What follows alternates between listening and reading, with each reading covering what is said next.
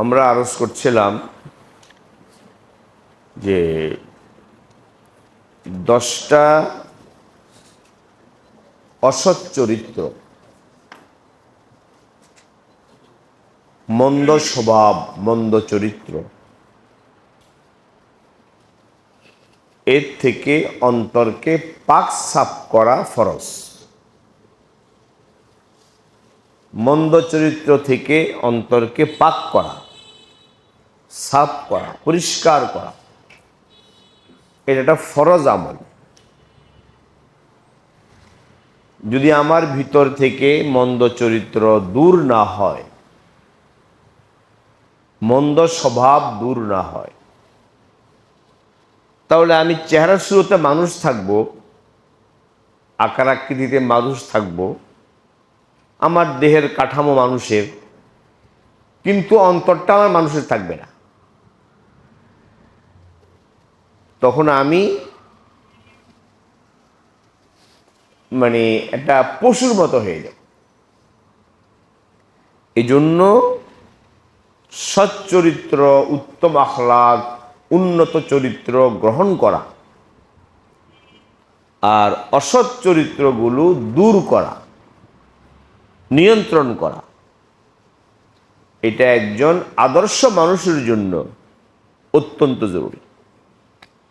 যদি আমি আদর্শ মানুষ হতে চাই, ভালো মানুষ হতে চাই, তাহলে আমাকে উত্তম গুণাবলী দ্বারা অন্তর সজ্জিত করতে হবে আর মন্দ গুণ অন্তর থেকে দূর করতে হবে। আমরা এর আগে 9টা সৎ চরিত্রের কথা বলেছি। 9টা গুণ, উত্তম চরিত্র কি কি আমার মধ্যে থাকা দরকার। তো আমাদের শায়েখ একটা শের বলেছিলেন, আমি বলেছিলাম, ওই শেরের মধ্যে বলেছেন, 10 चीज खाही के शवद दिले तू चू आए ना। खाही के शवद दिले तू चू आए ना। তুমি যদি কামনা করো তোমার অন্তরটা আয়নার মতো স্বচ্ছ হোক, আয়নার মতো স্বচ্ছ হোক, যদি তুমি এটা চাও,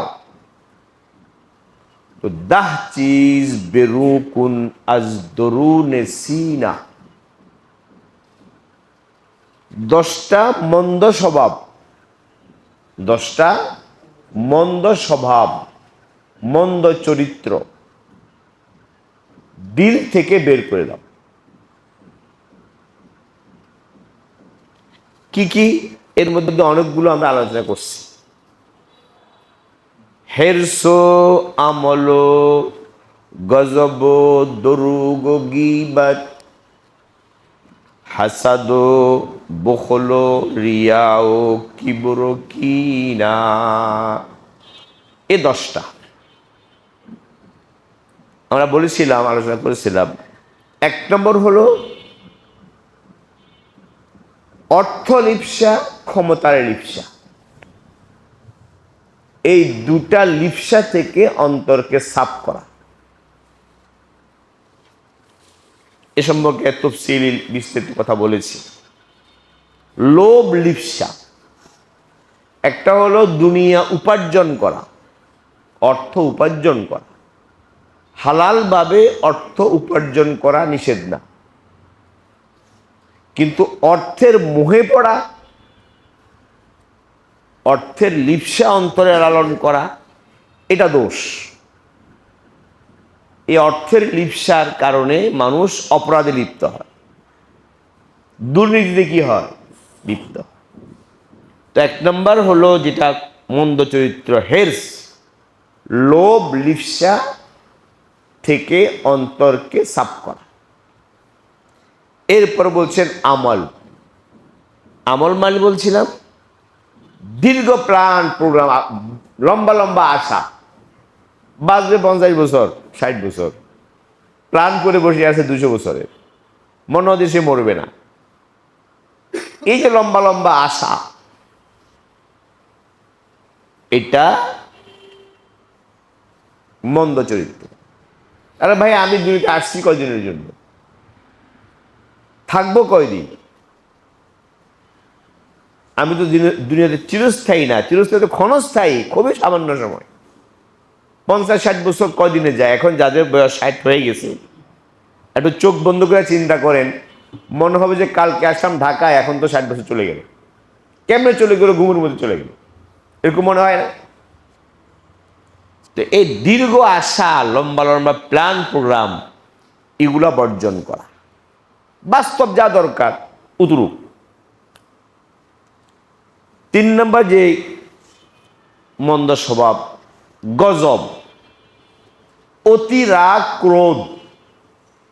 ক্রোধ একটা তো কালকে তফসিলে বলছি, অপ্রয়োজনীয় রাগ, অপাত্রে রাগ, অজাগায় রাগ, কথায় কথায় রাগ। এটা রোগ। এটা কি রোগ? রাগ নিয়ন্ত্রণ করা, রাগ হজম করা, রাগের মুহূর্তে নিজের উপরে নিয়ন্ত্রণ রাখা, এটা জরুরি। রাগটা একটা অতি রাগ, এটা একটা রোগ। এই রোগের কারণে সমাজে, পরিবারে অনেক অঘটন ঘটে, ঝগড়া, মারামারি, মামলা মোকদ্দমা হয় না? এমনকি মারামারি, এমনকি হত্যা, সংসার ভেঙে যায়, সোনার সংসার, ঝগড়ার কারণে, রাগের কারণে, বাস এক কথা শেষ। তো এই রাগ একটা রোগ। এই রোগ দূর করা, এবং এই দূর করার তরিকা কি গতকালকে বলছি। এরপরের রোগ হলো দরুগ, মিথ্যা বলা।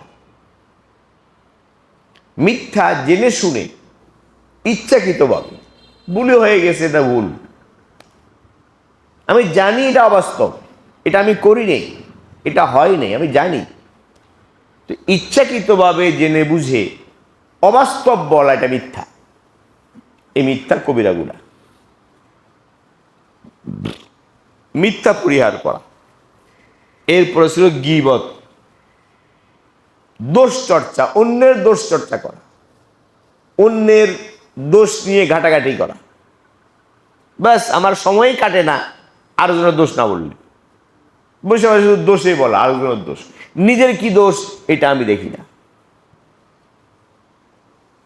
আমি শুধু চালনির ছিদ্র দেখি, একটা সুই, একটা হলো কি চালনি। চালনি আছে না, যে চালে, চালনির তো পুরা শরীরটাই কি ছিদ্র, আর সুইয়ের কয়টা ছিদ্র?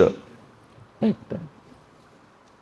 হ্যাঁ, এখন যদি চালনি বলে সুইকে, তুমি এ করো, তোমার তো ছিদ্র আছে, তার মানে কি? তার মানে সে চিন্তা করে নাই তার ভিতরে কত ছিদ্র আছে। যদি সেটা সে চিন্তা করতো যে আমার তো পুরো শরীরে ছিদ্র, তাহলে সুইয়ের ছিদ্র খুঁজতো না।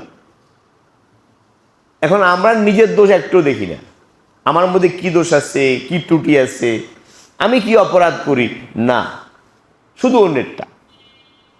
এ দোষ চর্চা কবিরা গুনাহ, হারাম। এটা বান্দার হক নষ্ট করা।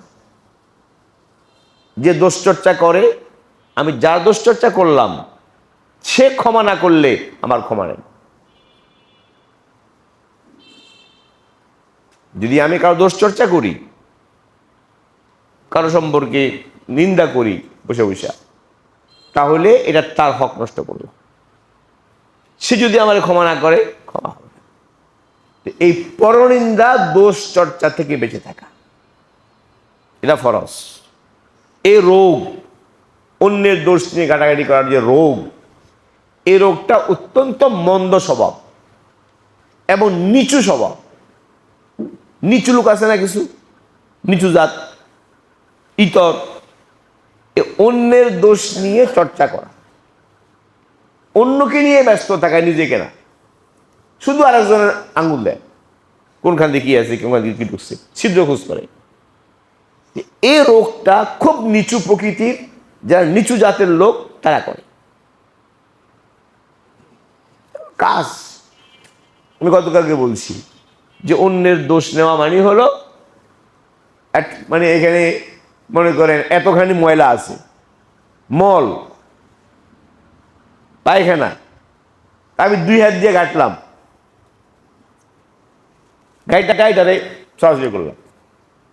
এইটা হলো আরেকজনে কি করা, দোষ চর্চা করা। এইটাই তো হয় দোষ চর্চা। আর কি লাভ? আমি আরেক ভাইয়ের দোষ চর্চা করলে সে কি ভালো হবে? আমার তো উচিত যে আমার দোষ থাকে, আপনার উচিত আমাকে বলেন ভাই আপনার মধ্যে এই দোষটা দেখছি, আপনি সংশোধন হয়ে যান, আপনি নিজেকে ভালো করে নেন, বাস আমি সংশোধন হলাম। না, আমার দোষ আমাকে বলবে না, রাস্তাঘাটে বলে বেড়াবে। এটা তো অসৎ চরিত্র। সমাজ নষ্ট হয়, পরিবার নষ্ট হয়, ফিতনা ফাসাদ দেখায়। তো এই গীবত হারাম, দোষ চর্চা কি হারাম। এই গীবত রোগের চিকিৎসা কি গতকালকে বলেছি। এই রোগের চিকিৎসা কি অ্যাডভান্স প্রশ্ন করেছিল, ওইটা আজকে জবাব দেওয়ার উদ্দেশ্য ছিল। ও বলেছিল যে এখন তো অনেকে যা রাজনীতি করে আছে না, তো এদের দোষ তো সবসময় সবাই বলে, রাজনীতি লোকদের দোষ বলাই তো কাম। এটা তো রাজনীতি। আমি এক দল করি, আপনি এক দল করেন, আপনি আমার বিরুদ্ধে বলবেন, আমি আপনার বিরুদ্ধে কি বলবো।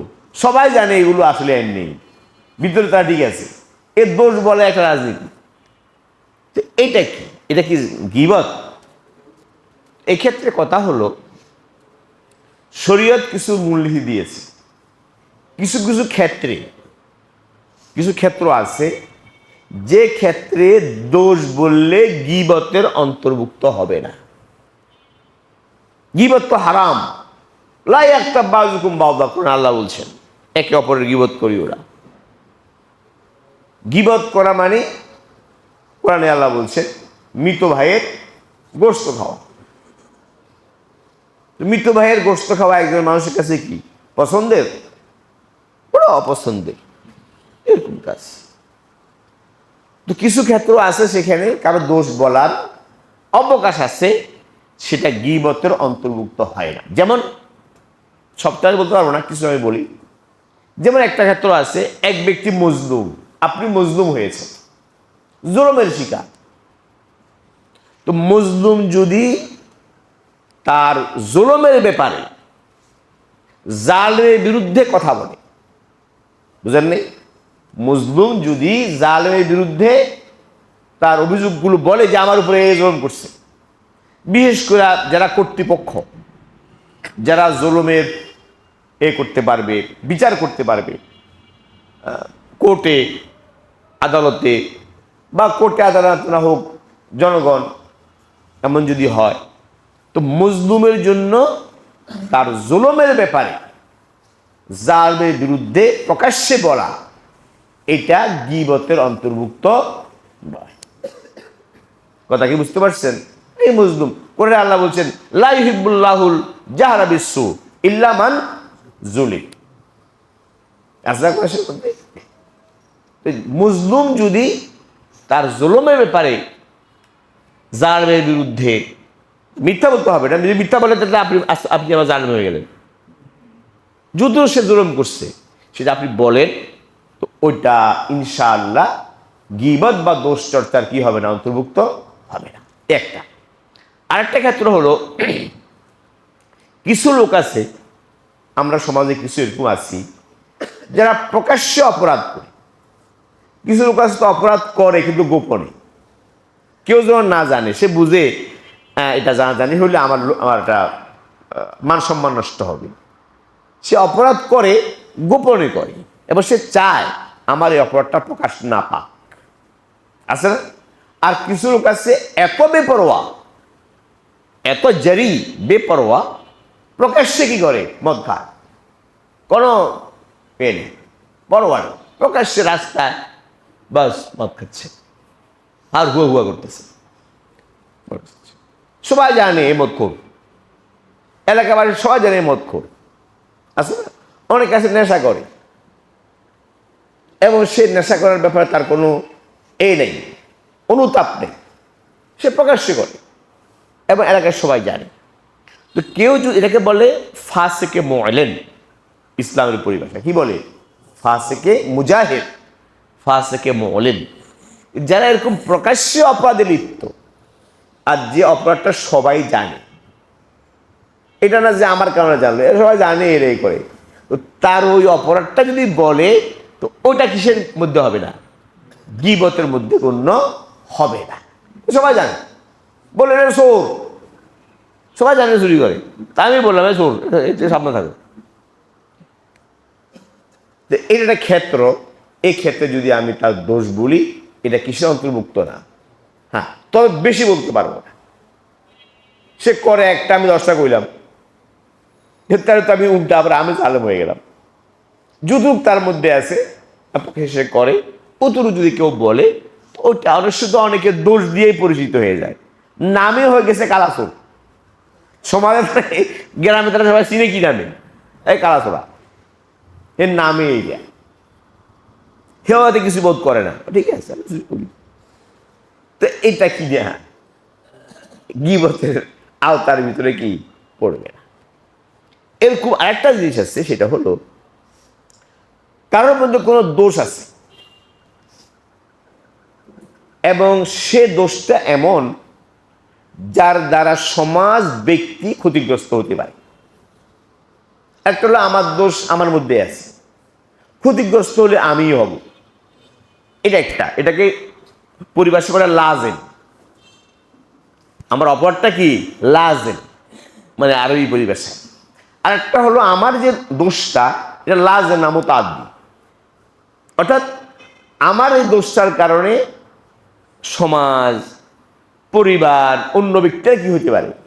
ক্ষতিগ্রস্ত হতে পারে।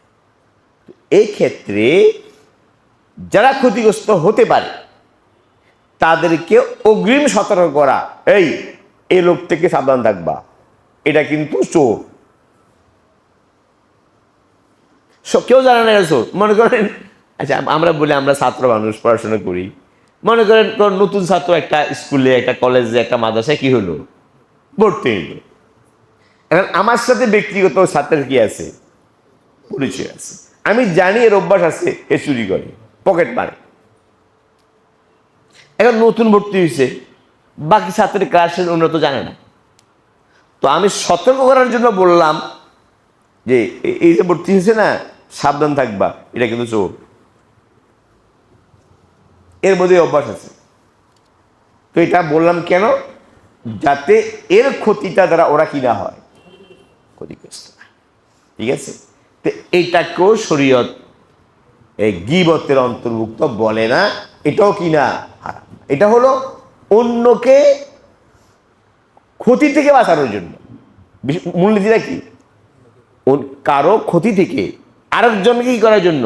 রক্ষা করার জন্য, তার মানে দোষটা বলা, এটা গীবতের কি নয়? অন্তর্ভুক্ত। এখন কথা বুঝছেন? এটা বললে গীবত হবে না, পরনিন্দার মধ্যে যাবে না, এটা মাপ। এরকম আর একটা জিনিস আছে, সেটা হলো আরো আছে, মানে দিনই ক্ষেত্রে, দিন রক্ষা, ইসলাম রক্ষা, ইসলামের হেফাজত, ইসলামকে বিকৃতির হাত থেকে রক্ষা করা এবং ইসলামকে তার স্বরূপে প্রতিষ্ঠিত রাখা। এর জন্য যদি কারো কোনো দোষ বলতে হয়, তো সেটা বলতে হবে, সেটা বলা ওয়াজিব। শুধু বলতে হবে না, বলা ওয়াজিব। মনে করেন আমি একটা বাতিল ফেরকার লোক, আমি নাউজুবিল্লাহ, আমি কাঁদিয়ে দিই, আল্লাহ না করুন, আমি তথাকথিত আহলে কোরআন, বা আমি মনে করেন আমি নবী সম্পর্কে মিথ্যা বলি, মিথ্যা হাদিস বানাই, জাল হাদিস রচনা করি, আমার এই অভ্যাস আছে, আমি কাজ্জাব। তো এখন আমার এই রোগ তো মারাত্মক, তাই না? আমার কারণে সমাজ কাঁদেরই হবে, মানুষ গুমরা হবে। এই ক্ষেত্রে জনগণের দিন রক্ষা, গুমরাহি থেকে জনগণকে সতর্ক করার জন্য ওই ব্যক্তি সম্পর্কে বলা, তার দোষ বলা, এটা কিসের অন্তর্ভুক্ত না? গীবতের অন্তর্ভুক্ত না। কথা কি বুঝছো? এটা মূলনীতি। এখন তুমি চিন্তা করে দেখো, যারা রাজনীতি করে এরা কি? এখন যারা রাজনীতি করে আমাদের দেশে ঢালাওভাবে গীবত করা যাবে না। আমাদের রাজনীতিবিদেরা আমাদের দেশে তো সুস্থ রাজনীতি করে না, আমাদের দেশের রাজনীতিটা অসুস্থ, চরম অসুস্থ, চরম অসুস্থ। এমন রাজনীতি আমরা করি, আমাদের দেশের রাজনীতিটা করে, যেগুলো কোনো ভদ্র শিক্ষিত লোক, এখন তো শিক্ষার কোনো মাপকাঠি নেই, কি আল্লাহ জানে শিক্ষা কারা বলে, কে জানে শিক্ষা যে কি জিনিসের নাম, এটা তো বুঝি না। আমাদের দেশে রাজনীতি যারা করে, ইল্লা মাশাল্লাহ ব্যতিক্রম তো কিছু সব জায়গায় থাকে, এখানেও হয়তো আছে, কিন্তু তারা যে ভাষায় কথাবার্তা বলে একে অপরকে, চরিত্র হনন যেটাকে বলে, এখন একটা শব্দ বেরোচ্ছে, আগে তো শরীর টরি নেই, বট বাহিনী, বট বাহিনী একটা নতুন শব্দ শুনলাম, নতুন পরিভাষা। এর কাম কি, এগোরে রাজনীতিবিদরা নিয়োগে দেয় পোষা দিয়া, কি করবে, শুধু প্রতিপক্ষের চরিত্র হনন করবে। এইটা কি, বিলকুল হারাম, এটা কি বল। আপনার সাথে আমার প্রতিদ্বন্দ্বিতা, আমি একদল করি, আপনি আরেক দল করেন, স্বাভাবিক আমি আমার পক্ষে বলবো, ভোটারদেরকে এ করব, আপনার কোনো দুর্বলতা থাকলে এটা আমি বলবো। এখন এটাকে কেন্দ্র করে যদি আমার বিরুদ্ধে গেল, বাস আমার বিরুদ্ধে গেল, এখন আমি যে আমার বিরুদ্ধে বলছে তার মধ্যে কি আছে না আছে সেটা পরে, বাস্তবে তার মধ্যে দোষ আছে কি আছে না, না, বাস একটা চক্র, বট বাহিনী, তাদের কাজে হলো এটা। এর সময় কি করবে, এদের সম্মানহানি করা, ব্যঙ্গ বিদ্রুপ করা, কটাক্ষ করা, তাকে কি কি কি কি চিত্র বানায় এগুলো করা, তার চরিত্র হনন করা, মিথ্যা কথা বলা, এটা কি, এটা সম্পূর্ণ হারাম কবিরা গুনাহ। হ্যাঁ, কিছু রাজনীতিবিদ আছে, ওই যে বললাম, প্রকাশ্যে অপরাধ করে, সবাই জানে এগুলো কি, বাটপার, চাঁদাবাজি করে, সবাই জানে, যারা ঈশ্বর যারা হেরাও জানে, কিছু পুলিশের লোক আছে, এই সব রিক্সাওয়ালারা জানে এগুলো কি করে, এ করে ওই রিক্সাওয়ালারা করে বুঝা দেয় পুলিশের কাছে পয়সা নেয়। এই ধরনের লোক যারা প্রকাশ্য অন্যায় অপরাধে করে, ওদের অপরাধ বলা ওটা কি কথা। এই ছাড়া যে কোনো রাজনীতিবিদ, তার সম্পর্কে আমি একটা কথা বলে দিলাম, এটা অবশ্যই কি, কথাটা কি বুঝতে পারছেন? যাক, লম্বা কথা, আজকে কথার সময় কম, কয়টা হলো, 5টা হলো। এরপরে আসেন হাসাদো, বখলো, রিয়াও, কিবর, কিনা। আরেকটা দোষ যেটা অসৎ চরিত্র, মন্দ স্বভাব, সেটা হলো হিংসা, মারাত্মক জিনিস। হাদিস শরীফে আসছে, রাসূল করিম সাল্লাল্লাহু আলাইহি ওয়াসাল্লাম বলছেন, হিংসা নেকামলকে জ্বালিয়ে দেয়। যেমন আগুন একটা শুকনা কাষ্ঠকে, শুকনা কাঠ, একবারে কাঠটা শুকানো, এই শুকনা কাঠকে যদি আপনি আগুন লাগান, মুহূর্তের মধ্যে কি একদম জ্বলে যাবে। ঠিক হিংসা মানুষের নেকামল এরকম বরবাদ করে দেয়। হিয়াল হালেকা, হাজি শব্দ আসছে, মাথা যেমন মুন্ডন করে, চুল মুন্ডন করে, হিংসা মানুষের নেকামলকে মুন্ডন করে দেয়। হিংসা কাকে বলে, সংক্ষেপ কথা বলি, হিংসা বলে কাকে, সহজে আমার কাছ থেকে বুঝে। হিংসা একটা রোগ, আত্মিক রোগ, রুহের রোগ, এটা মারাত্মক রোগ। এই হিংসা রোগ থেকে বহু আরো উপসর্গ রোগ দেখা, সমাজে অশান্তি, পরিবারে অশান্তি, ভাই ভাই অশান্তি হয় না, ভাই ভাই অশান্তি, ভাই বোনে অশান্তি। হিংসা হলো অন্যের ভালো কিছু দেখে, দুনিয়ার ভালো বা আখিরাতের ভালো, অন্যের ভালো কিছু দেখে, দুনিয়া বা আখিরাতের ভালো কিছু দেখে সেটা ধ্বংস হওয়া কামনা করা। আমি কামনা করে ধ্বংস হয়ে যাই। আমি দেখলাম আপনার অর্থ আছে, মাশাআল্লাহ, আপনার ভালো বেতন পান, ভালো স্যালারি পান, আপনার দিন দিন আপনার স্যালারি বাড়ছে, টাকা পয়সা বাড়ছে। এখন আমি আপনার ভাই, রক্তের ভাই, না আমার কাছে কি লাগে,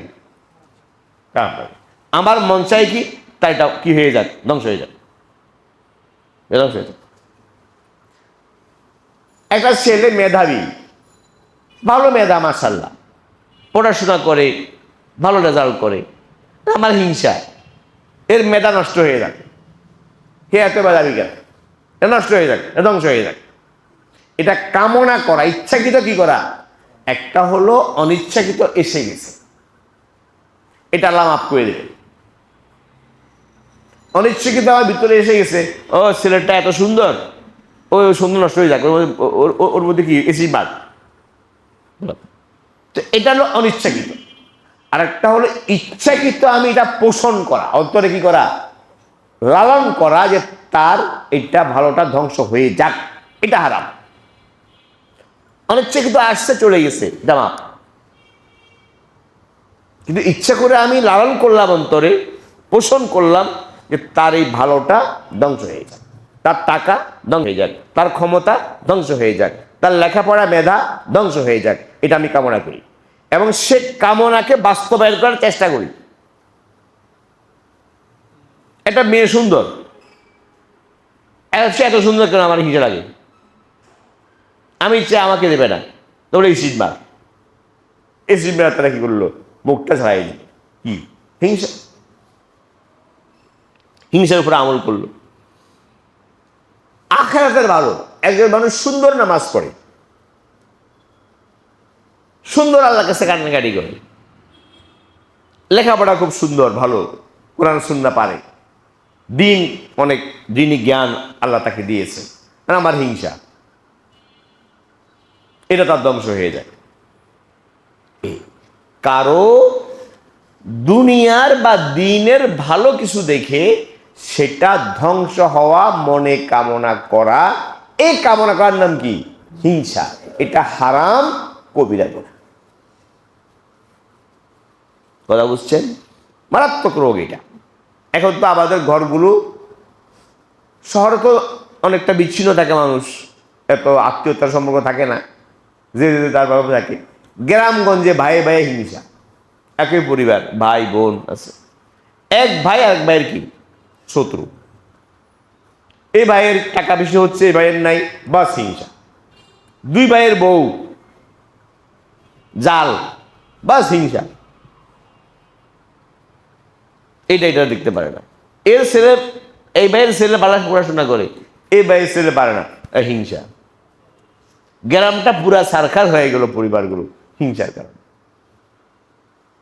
এই হিংসা রোগ মারাত্মক রোগ, কঠিন রোগ, এটা হারাম, কবিরা গুনাহ। এখন এই রোগের চিকিৎসা কি? তো রোগ, আত্মার রোগ, রুহের রোগ। যার মধ্যে এই রোগ আছে সে জাহান্নামে যাবে, জাহান্নামে। এই রোগের চিকিৎসা কি? চিকিৎসা আছে, চিকিৎসা হলো কয়েকটা। একটা চিকিৎসা হলো সাহস করতে হবে, চিকিৎসা করতে হলে ওষুধ যদি তিতাও হয়, কি করতে হয়? খেতে হয়, জোর করে খেতে হয়, নাক বন্ধ করেও খায়। ওষুধ পচা, গান্দা, গন্ধ, তিতা, নাক বন্ধ করে খায়, জোর করে ঠেলে খায়। এ জানে ওষুধ খাই তৈরি করলে বালা হয়। এখন আমার রোগ হয়েছে হিংসা, এটা চিকিৎসা করতে হবে। তো চিকিৎসা কি? অনেকগুলো চিকিৎসা আছে, আমি কটা বলি, মোটা চিকিৎসা। একটা চিকিৎসা হলো যার ব্যাপারে আমার হিংসা আছে, আমি কামনা করি এর 12টা খারাপ হয়ে যায়, তার জন্য আল্লাহর কাছে দোয়া করা, আল্লাহ তার এই গুণটা আরো বাড়ায় দাও। তার বিরুদ্ধে হিম্মত কন দেই, বুঝলেন নাই?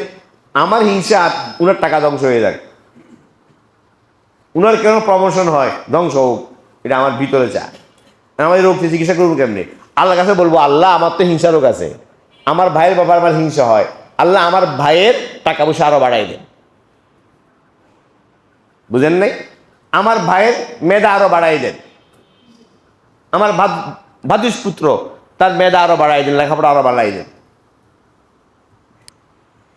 এটা কইতে কষ্ট হইব, মন কি চাবে না।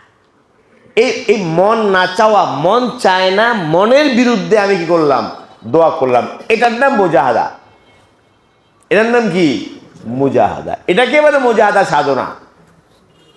এটা করতে হবে আপনাকে। ওষুধ খাওয়া, মন নাচের ওষুধ খাওয়া, পারবেন এটা করতে? এক নম্বর, যার ব্যাপার মাহসুদ, মাহসুদ ব্যক্তি, যার ব্যাপারে আমার কি আছে? হিংসা আছে, তার জন্য কি করা? দোয়া করা, আল্লাহ তার এই কল্যাণ, তার এই ভালো গুণ, এটা আরো কি করে দেন? বাড়াই। দেখবেন কদিন দোয়া করলে দেখবেন ভিতরে আর কি এরা হিংসা আসে না। এত মুফিদ এটার চিকিৎসা। আরেকটা চিকিৎসা শোনেন, যার ব্যাপারে আমার হিংসা আছে, যার ব্যাপারে আমার হিংসা আছে, আমার তো মন চাই হেরে মারে ফেলি না, থাপ্পড় দিই, লাঞ্ছিত হোক, অপদস্থ হোক, আমি চাই। তো যার ব্যাপারে হিংসা আসে তার সম্পর্কে বেশি বেশি প্রশংসা করা, তার যে গুণগুলো আছে ও গুণগুলোর কথা বলা সবাইকে, আমার ভাইয়ের মধ্যে এই গুণ আছে, এই গুণ আছে, এই গুণ আছে, তার গুণের আলোচনা বেশি করা, করলে ও হিংসার যে আগুন, হিংসা একটা আগুন। শেখ সাইদ রহমতুল্লাহ বলছেন, হিংসুকের কোনো কি দরকার নেই, শাস্তির দরকার নেই। কি শাস্তি দিবে? যার হিংসা রোগ তার কি দরকার নেই? শাস্তির দরকার নেই, হিংসাটাই শাস্তি। কারণ হিংসাটা একটা আগুন, হিংসাটা কি? আগুন। এই হিংসার কারণে ঘুমাইতে পারে না। 24 ঘন্টা তার মাথায় এটা যে এর এত টাকা হয় কেন, এই এত লেখাপড়া পারে কেন, 24 ঘন্টা তার এই মাথায় হে পেরেশান, টেনশন, তার এমনিতে তার টেনশন। এটা তো তার শাস্তি। হিংসাটা একটা শাস্তি। এই হিংসা রোগের দ্বিতীয় চিকিৎসা হলো কি? তার কি করা? 2। 3 নম্বর চিকিৎসা হলো, যার ব্যাপারে আমার হিংসা আছে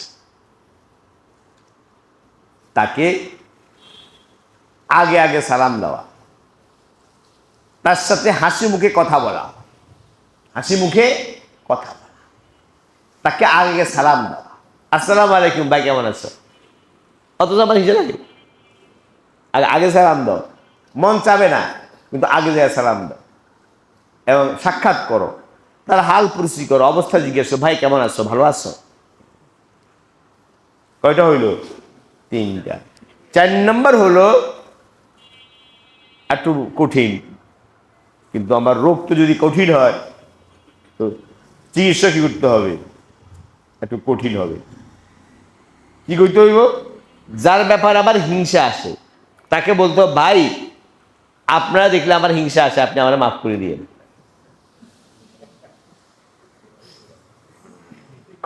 বুঝছেন? আরে ভাই এটা তো সহজ, জাহান্নামে জ্বলার থেকে সহজ না? জাহান্নামে জ্বলা, আমল আখলাক, আমল নষ্ট হয়ে যাচ্ছে, বরবাদ হয়ে যাচ্ছে, নেকামল বরবাদ হয়ে যাচ্ছে, তার চেয়ে তো সহজ তারা বলা, ভাই আপনার ব্যাপারে আমার হিংসা হয়, আপনি আমার মাফ করে দিন, আপনার তো কষ্ট হচ্ছে। এগুলো মন চাবে না, মন না চাইলেও কি করতে হইব? রোগটার চিকিৎসা করতে হবে। এই চিকিৎসা করলে ইনশাআল্লাহ হিংসা রোগ কি হবে? ভালো। অনেক রোগ আছে এটা ভালো লাগে, চিকিৎসা কি লাগে না? ভালো লাগে। আছে যে রোগ, কোন রোগটা, যেটা রোগটা ভালো লাগে, চিকিৎসা কি লাগে না? রোগটা মজা লাগে কিন্তু চিকিৎসা কি লাগে না? মজা লাগে না। কি রোগ কত দিনের নাম কি? না না, মানে দৈহিক রোগ, চুলকানি। এই যে অ্যালার্জি একটা রোগ, এটা রোগ না, কিন্তু চুলকানি কি লাগে? বা ওই যে যারা চুলকানির মলম বেছে কয় না, কি জানি কয়, কি জানি কয়ে বেছে না, ওরা চুলকানির কথা বলে।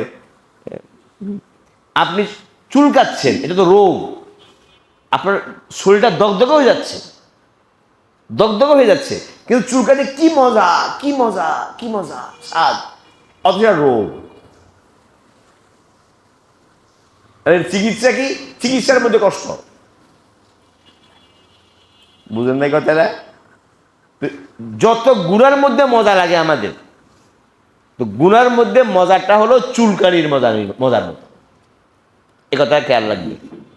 গুনাহ করতে মজা লাগে, এই গুনাহ করতে যে মজা লাগে নফসের কাছে, এই নফসের যে ভালো লাগতেছে, এই ভালো লাগাটা আসলে ভালো লাগে না, এটা রোগ।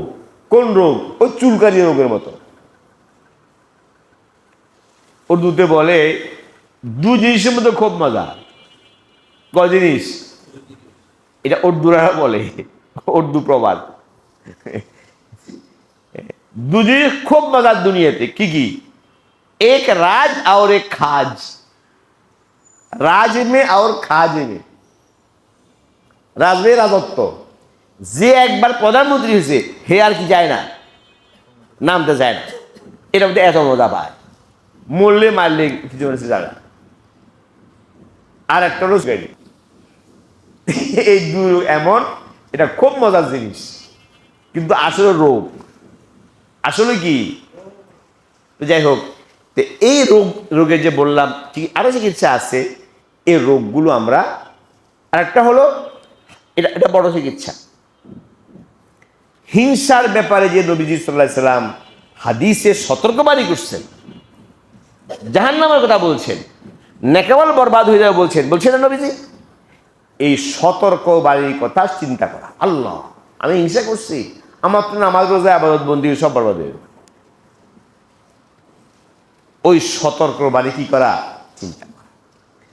এরপরে আসেন বখল, কৃপণতা। কৃপণতা একটা রোগ। বখিলি, বখিলি এটা রোগ। এই বখিলির দুইটা স্তর আছে, একটা হারাম আর একটা হারাম না, খেলাফে আওলা। একটা হলো ওয়াজিব হক। কি হক? সম্পদের ওয়াজিব হক আদায় না করা। এই কৃপণতা হারাম কবিরা গুনাহ। মনে করেন আমার সম্পদে যাকাত ফরজ, তো যাকাত তো সম্পদের ওয়াজিব হক। আমার ভিতরে তো লোভ, কৃপণতা, আমি যাকাত দিই না, আমি কামাইছি কষ্ট করে হেরে বগির লেগে। এই যে ওয়াজিব হক আদায় করলাম না, বখিলি করলাম, এ বখিলি কি? হারাম কবিরা গুনাহ। বিবির হক দেওয়া, বিবির প্রয়োজনীয় খোরপোশ, থাকার ব্যবস্থা, তাকে আরামে রাখা, মানসিক শান্তিতে রাখা, এটা ওয়াজিব। তাকে টর্চারিং না করা ওয়াজিব। এখন আমি বিবির ওয়াজিব হক কি করি? নষ্ট করি, তার খোরপোশ দিই না, তার যেমন প্রয়োজন আমার সামর্থ্য হিসেবে আমি দিই না, ওয়াজিব হক নষ্ট করলাম। এই বখিলি কি? হারাম কবিরা গুনাহ। এর টাকা আছে, বড় হক কি করে না, খাবার ভালো মতো দেয় না, টাকা জমায়, কি করবো? টাকা জমায়। সন্তানের হক আদায় করা ওয়াজিব, সন্তানের হক আদায় করে না। এরকম আত্মীয় স্বজনের হক আদায় করা আছে ওয়াজিব হক আদায় করে না। এক কথায় সম্পদের ওয়াজিব হক আদায় না করা যে কৃপণতা, এই কৃপণতা হারাম কবিরা গুনাহ। কথা কি বুঝতে পারছেন? এই কৃপণ যারা, আল্লাহ বলছেন, নবীজি বলছেন, কৃপণ আল্লাহর রহমত থেকেও দূরে, মানুষের ভালোবাসা থেকেও দূরে। ঠিক কি কথা? যে কৃপণ ওয়াজিব হক আদায় করে না, সে আল্লাহর রহমত থেকেও দূরে, মানুষের অন্তর থেকেও কি দূরে। মানুষ হেরে কি করে? ঘৃণা করে, বকিল কৃপণ এই করে, গালি দেয়। উর্দুরা বলে কি জানি বলো, ওদের একটা কথা আছে, গালি আর কি। ওই যারা কৃপণ খুব বেশি কি হয়, কৃপণ হয়, ওরা বলে যে সালে বকিল মাখি চৌস। মাখি চৌস বুঝেন? মাখি চৌস মানে হলো ওই যে গুড় বেছে না, খোলা গুড় আমাদের দেশে কি কয় না রে, গুড় মিঠাই। তো খোলা মিঠাই বেছে, তো মিঠার মধ্যে মাছি এসে বসে না, অনেক মাছি বসে। তো এই বেটা এত বকিল যে মাছি কোথায় পড়ছে? গুড়ে পড়ছে। মাছিরা ধরে যায় না, চুষে। কারণ মাছি খাবে কেন? আমার গুড় আমি খাবো। এটা বলে মাখি চোষ, বকিল মাখি চোষ, এরা গালি দেয় উর্দুওয়ালারা। তো হাদিস শরীফে নবীজি বলছেন, যে ওয়াজিব হক আদায় করে না, বকিলি করে, সে আল্লাহর রহমত থেকেও দূরে, মানুষের মহব্বত থেকেও কি দূরে, মানুষ তাদের ঘৃণা করে। আর যে সখী দানশীল, আল্লাহ তাকে মহব্বত করে, মানুষ তাদের কি করে। তো একটা হলো বখিলের স্তর, খেয়াল থাকবে। ওয়াজিব হক আদায়টা করা, বিবির হক, পিতামাতার ওয়াজিব হক, সন্তানের ওয়াজিব হক, হ্যাঁ, যাকাত দেওয়া ওয়াজিব, সতফির দেওয়া ওয়াজিব, আরও যত ওয়াজিব হক আছে, এই সম্পদের ওয়াজিব হক আদায় না করার যে তীব্রতা, এটা হারাম কবিরা গুনাহ। আরেকটা হলো না, ওয়াজিব হক আদায় সে করে, ওয়াজিব হক আদায় করে, বিবির হক আদায় করে, যাকাত দেয়, সদকাতুল ফিতর দেয়, কিন্তু আরেকটা দান আছে যে দানটা কেবল মরুবতের তাকাদা, মানে যে দানটা হলো ভদ্রতা এবং সৌজন্যতা, মহানুভবতা। মনে করেন আপনি আমার কাছে মেহমান হলেন, তো আমি আপনাকে আপ্যায়ন করলাম, আদর করলাম, আপনার শান মতো আপনাকে আমি মেহমানদারি করলাম, এটা তো আমার ওয়াজিব না করলে গুনাহ হবে এরকম কি না, কিন্তু এটা করলাম না। আচ্ছা আসছেন, কি জন্য আসছেন বলেন, আচ্ছা যান। একটা সৌজন্যতা বোধ আছে না, ভদ্রতা আছে না, এটাও করলাম না। এই যে বখিলি, এই বখিলের তো হারাম না, কিন্তু এই বখিলিটা অন্যায়, অপরাধ। এটা ইসলাম কি করে না, পছন্দ করে না। এটাকে খেলাফা বলা পোকাই গেলাম, এটা ঠিক না। তো বখিলি কোনো পর্যায়ে না হওয়া, এই বখিলি এটা রোগ। এ রোগের চিকিৎসা কি? বহিরোগের চিকিৎসা কি? চিকিৎসা হলো দুনিয়ার লোভ মোহ কমানো, অর্থের লোভ, দুনিয়ার লোভ কি করা, কমানো। আর ওদের বলছি দুনিয়ার লোভ, অর্থের লোভ কমানোর উপায় কি? উপায় হলো মৃত্যুকে বেশি স্মরণ করা। কাকে স্মরণ করা? মৃত্যুকে স্মরণ করা, আখিরাত স্মরণ করা, পরকাল স্মরণ করা, আল্লাহর কাছে হাজির দিতে হবে, এটাকে বেশি বেশি কি করা, স্মরণ করা। এটা স্মরণ করলে অর্থের লোভ, ক্ষমতার লোভ, এগুলো কমে। একটা হলো বখল, আরেকটা রোগ হলো রিয়া। রিয়া মারাত্মক রোগ, এটা শিরকের একটা অংশ। রিয়া মানে লোক দেখানো, লৌকিকতা, মানুষের কাছ থেকে মর্যাদা পাওয়া, সম্মান পাওয়া, মানুষের কাছ থেকে মর্যাদা লাভ, সম্মান লাভ, বাহবা পাওয়া, এই উদ্দেশ্যে নেকামল করা। আমি দান করলাম, উদ্দেশ্য কি? উদ্দেশ্য আল্লাহর সন্তুষ্টি নৈকট্য নয়, উদ্দেশ্য হলো সম্মান পাওয়া, বাহবা পাওয়া।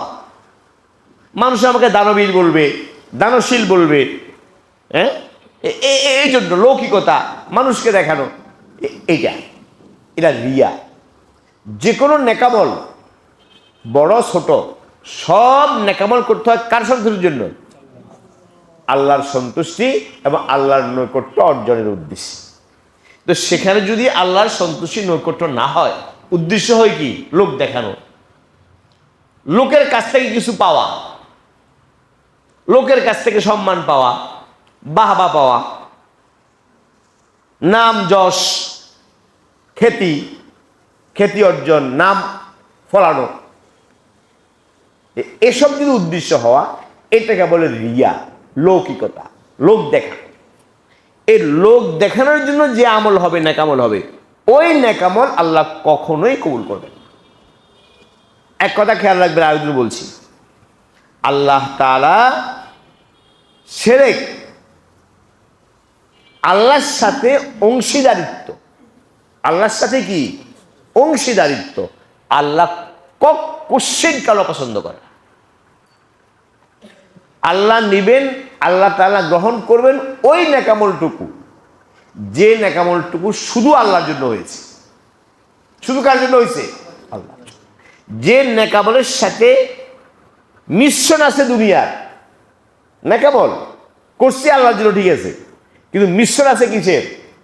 দুনিয়ার স্বার্থ বা দুনিয়ার লৌকিকতার, নাম যশ, এই যে মিশ্রণ হলো, রিয়া হলো, এই মিশ্রিত নেকামল আল্লাহ নেবে না, মুখের উপর মেরে দেবে। যাও, তুমি চাইছো যশ, নাম হয়েছে তো, তোমার গলামালা দিছে তো, তোমার সম্বোধনা দিয়েছে, গলামালা দিছে, মালপত্র দিছে, তোমার এই সেই কইছে, পাইছো, আমার কাছে নাই, যাও।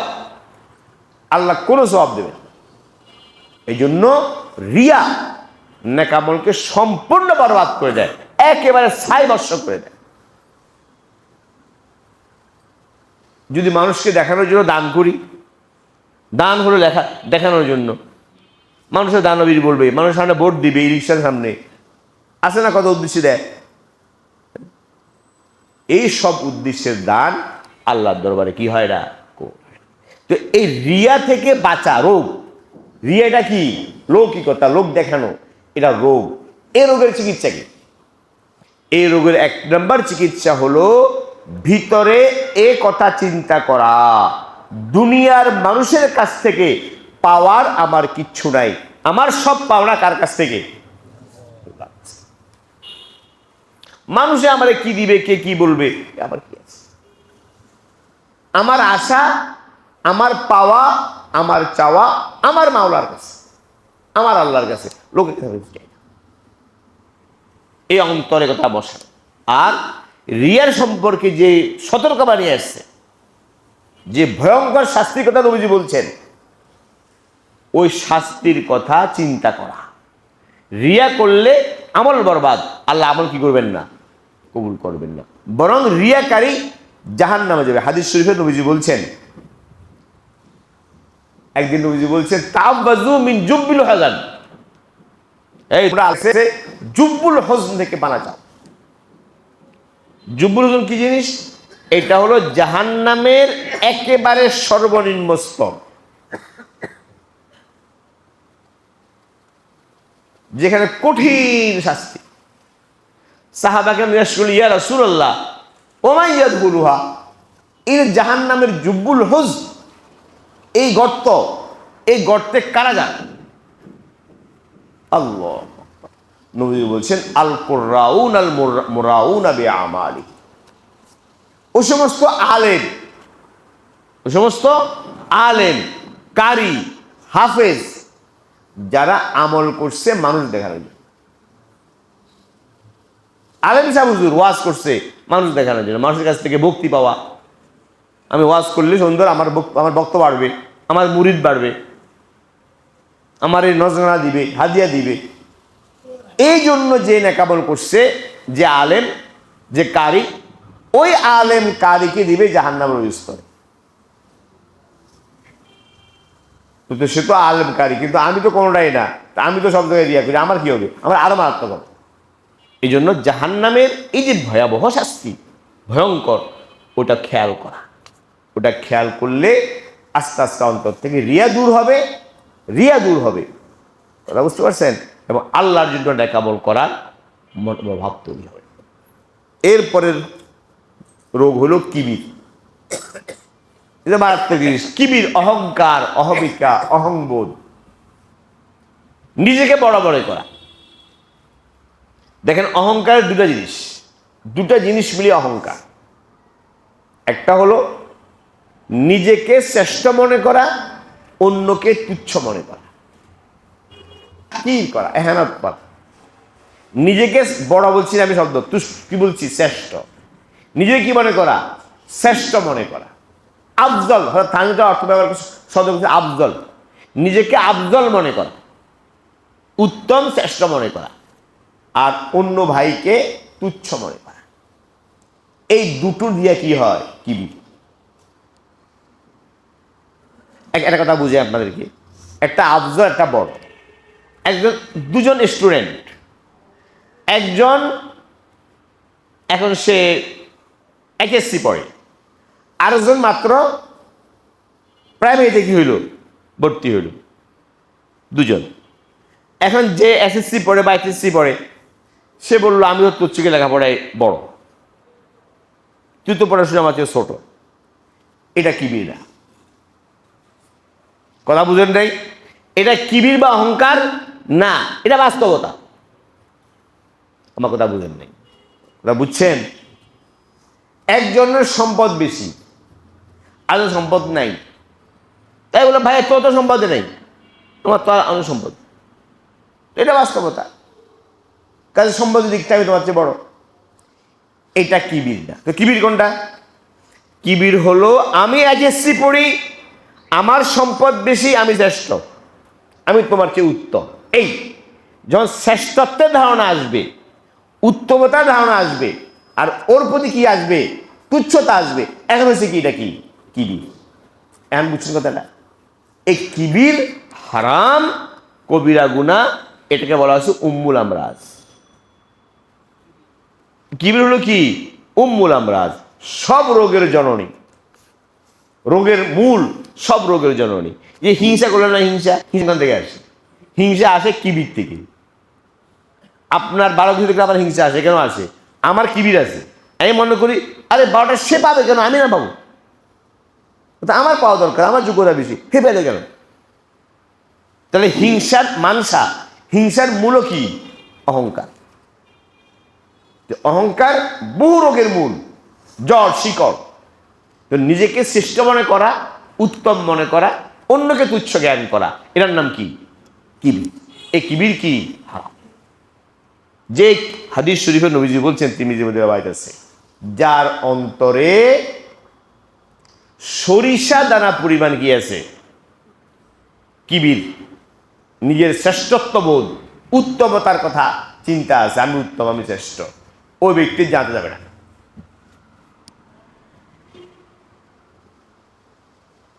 কথা বুঝতে পারছেন?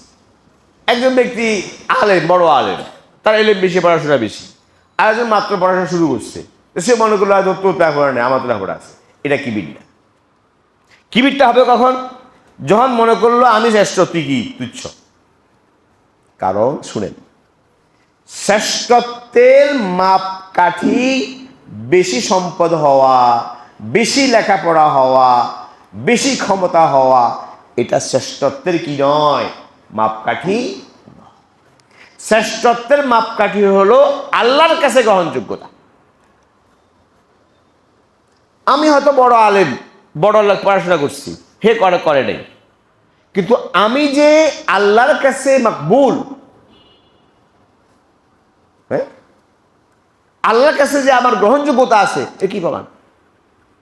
হতে পারে যার এলেম নেই, অজ্ঞ, আল্লাহ তারা পছন্দ করে, তার কোনো কারণ। তাহলে আমি শ্রেষ্ঠ কিভাবে বললাম? কথা কি বুঝতে পারছেন?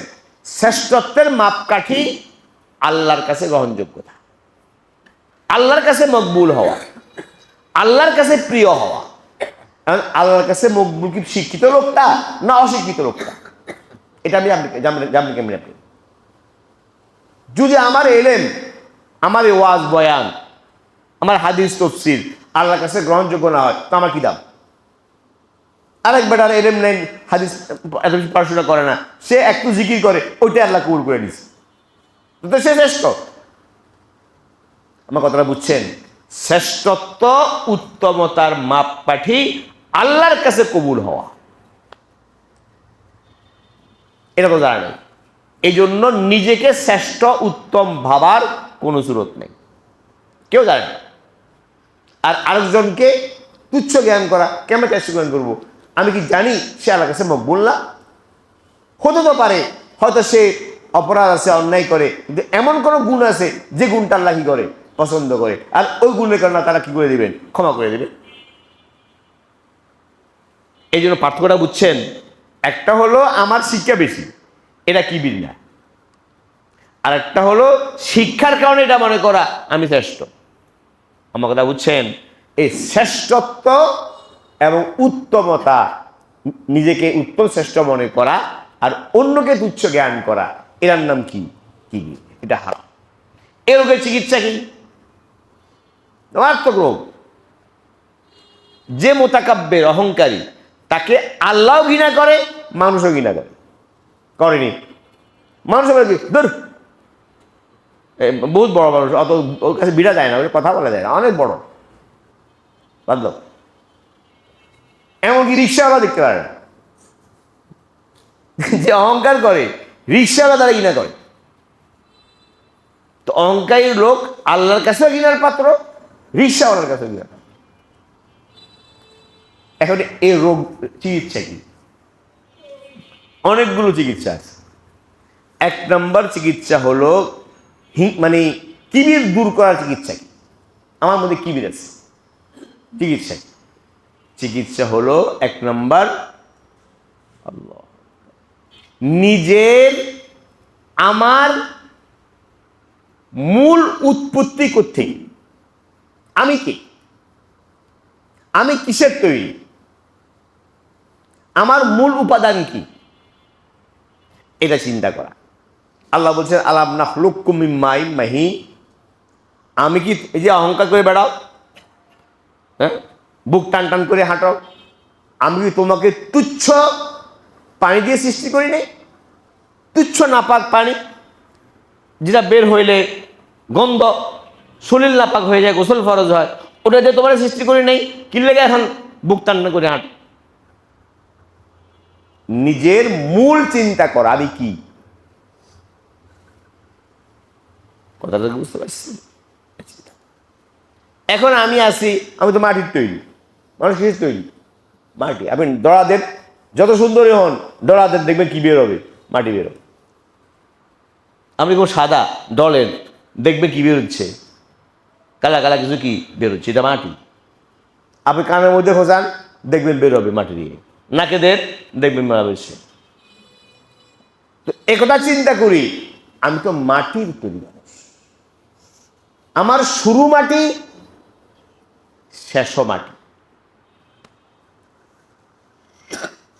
শেষে আমাকে মাটির সাথে মিশে যেতে হবে। এত এত এই যে মহিলা নিয়ে এত লাফালাফি করলেন আপনারা, আমরা করলাম সবাই মিলে, হ্যাঁ, কত কিছু, কত কত কথা করলেন, কি হয়ে গেল? কোথায় গেল? কোথায় গেল? সব মিশে গেল।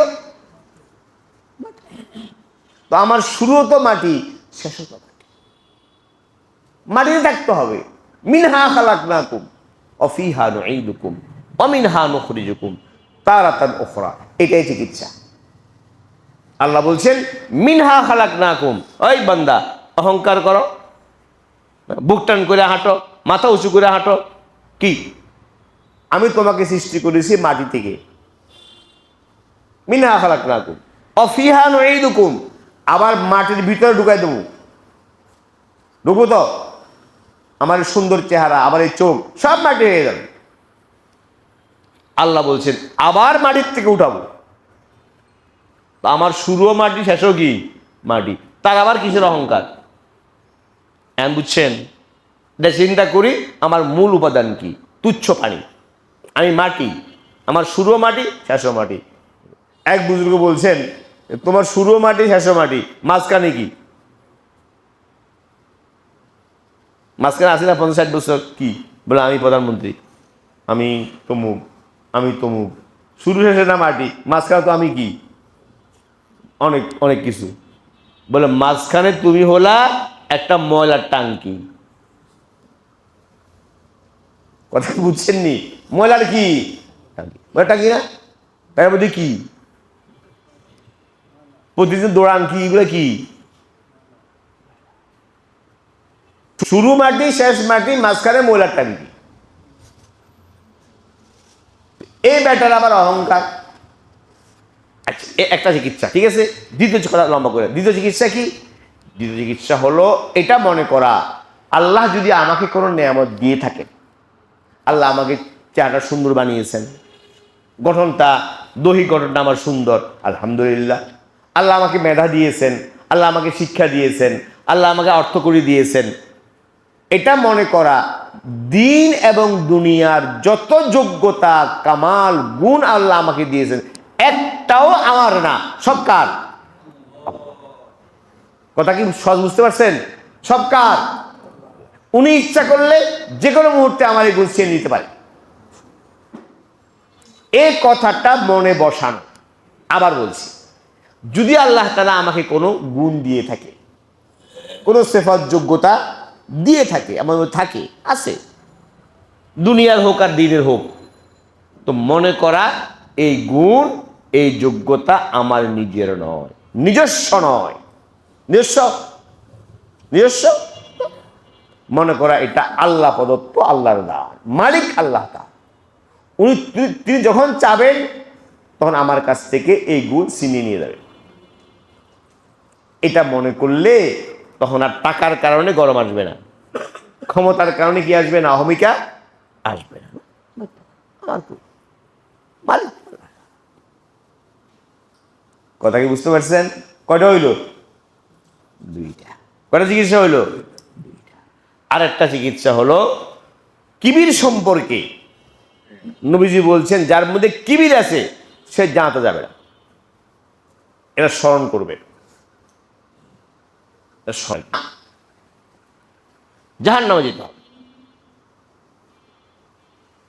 এ সম্পর্কে যে ভয়ঙ্কর শাস্তির কথা বলা হয়েছে এটা স্মরণ করা। আর একটা জিনিস স্মরণ করবেন, কটা হল? 3, 4 নম্বর হলো একটা জিনিস করবেন, পারবেন না এটা, সেটা হলো সবাইকে আগে সালাম দিবেন। সবাই কি করবেন? হাদিস শরীফে আসছে যে আগে সালাম দেয় সে অহংকার থেকে মুক্ত থাকে। সবাই আগে সালাম দেবে, অপেক্ষা করবে না আমার সালাম দেখ, আমি বড়, আমার না সে সালাম দিবে, আমি কি সালাম, আমি সালাম পামু, আমি শ্বশুর, তা আমার জামাই কি দিবে? সালাম দিবে, আমি অপেক্ষায় আছি। না, আগে সালাম দাও। আগে সালাম দিলে অহংকার দূর হয়।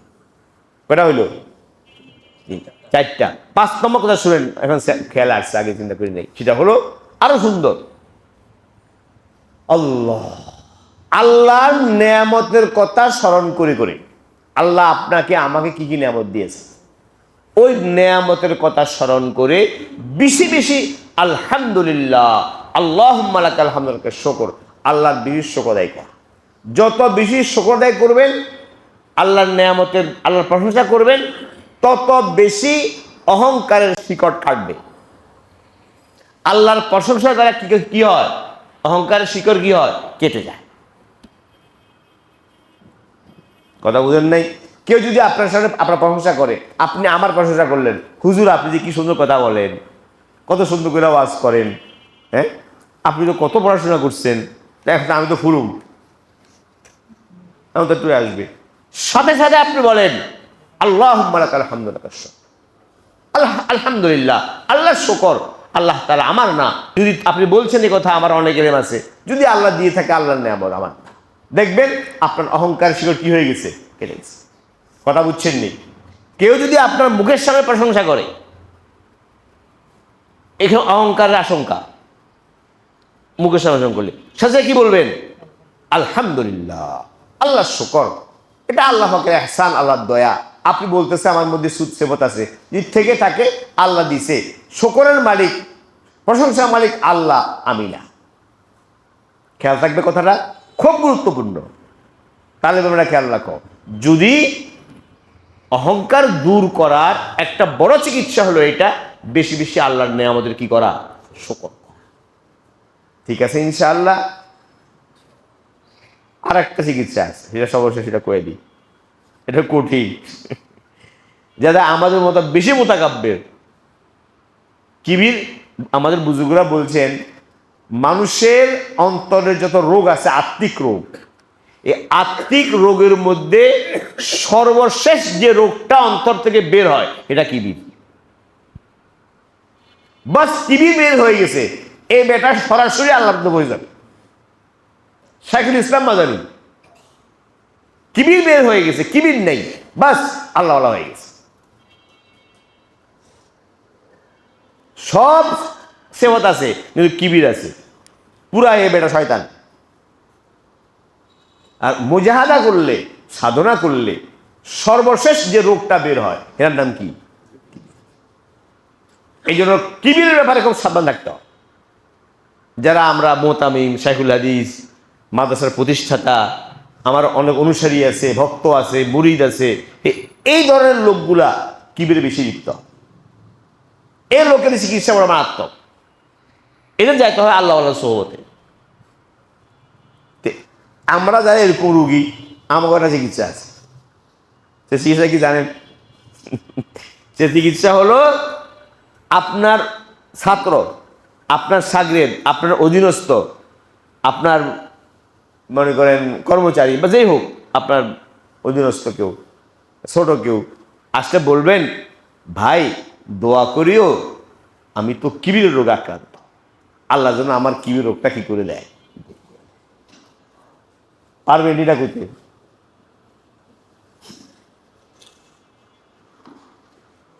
বুঝেন নাই? ছাত্রকে বলবেন আপনি? বলতে হবে।